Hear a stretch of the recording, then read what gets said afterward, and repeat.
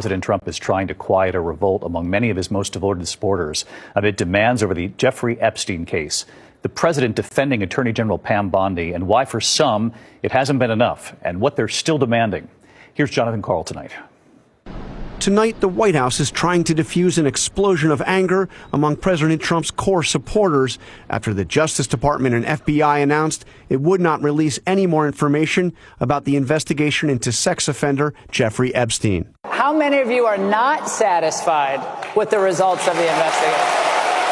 For years, FBI Director Kash Patel and his deputy, Dan Bongino, stoked shadowy conspiracy theories surrounding Epstein. Shortly after becoming Attorney General, Pam Bondi promised the truth would come out, claiming she had a list of Epstein's clients. It's sitting on my desk right now to review. But last week, Bondi said there was no list at all. I was asked a question about the client list, and my response was, it's sitting on my desk to be reviewed, meaning the file along with the JFK, MLK files as well. That's what I meant by that. The president, like many New York celebrities, had some association with Epstein.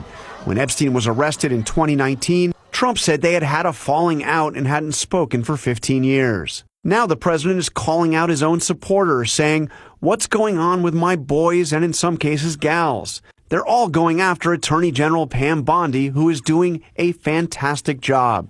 Trump is urging them not to, quote, waste time and energy on Jeffrey Epstein, somebody that nobody cares about. But today, his daughter-in-law, Laura Trump, said the president wants to, quote, set things right.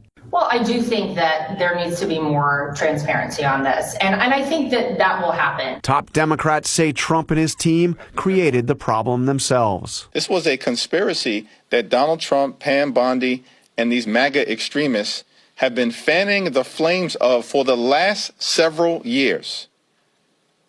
And now the chickens are coming home to roost.